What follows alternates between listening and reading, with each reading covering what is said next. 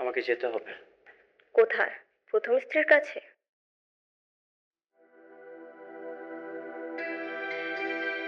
অনেক দাঁড়াও।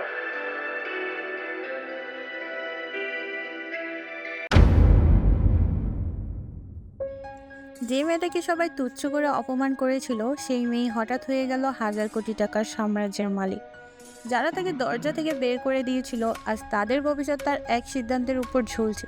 কিন্তু প্রশ্ন হলো, মেঘলা কি ক্ষমা করবেই নাকি শুরু হবে ভয়ঙ্কর প্রতিশোধের খেলা? আসসালামু আলাইকুম। একটা মেয়ে যাকে সবাই তুচ্ছ ভাবতো আর সেই পুরো খেলার নিয়ন্ত্রণে। কিন্তু প্রশ্ন হলো, এই ক্ষমতা কি শুধু শুরু নাকি প্রতিশোধের আগুন? গত পর্বে আমরা দেখেছি মেঘলার জীবনে ঘটে গেছে এক অবিশ্বাস্য বিস্ফোরণ। যে মেয়েটা এতদিন অপমান সহ্য করেছে হঠাৎ করেই জানতে পারে তার বাবার রেখে যাওয়া 5,000 কোটি টাকার সাম্রাজ্য এখন তার। আর শুধু নামেই না, তার হাতে পৌঁছে যায় 1,000 কোটি টাকার অ্যাক্সেস। কিন্তু এখানেই শেষ না। সে যখন নিজের পরিচয় যাচাই করতে চায়, তার সাধারণ চেহারা দেখে সবাই তাকে অপমান করে। ব্যাংক থেকে প্রায় বের করে দেওয়া হয় তাকে। আর ঠিক তখনই এক চমকপ্রদ সত্য সামনে আসে। সবাই জানতে পারে এই সাধারণ মেয়েটাই আসলে কোটি টাকার মালিক। এক মুহূর্তে বদলে যায় সব কিছু। এদিকে অন্যদিকে চলছে আরেকটা খেলা।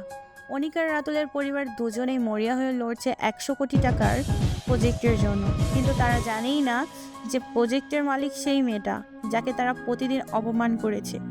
সবচেয়ে ভয়ঙ্কর মুহূর্তটা তখন আসে যখন মেঘলা যায় নিজের কোম্পানিতে। রাতুল তাকে অপমান করে তাকে তুচ্ছ করে বের করে দিতে চায়। কিন্তু ঠিক ঠিক তখনই সত্য প্রকাশ পায়। ম্যানেজার এসে জানায় এই কোম্পানির আসল মালিক মেঘলা। পুরো অফিস তখন নিস্তব্ধ।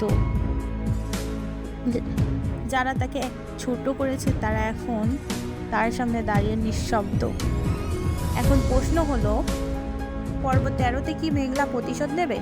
অনিকার রাতুলের পরিবার কি ধ্বংসের মুখে পড়বে নাকি আসছে আরো বড় কোনো ষড়যন্ত্র? একটা জিনিস নিশ্চিন্ত, গল্প এখান থেকে মোড়ে দাঁড়িয়ে গল্প এখন এমন মোড়ে দাঁড়িয়ে যেখান থেকে ফিরে যাওয়ার কোনো পথ নেই।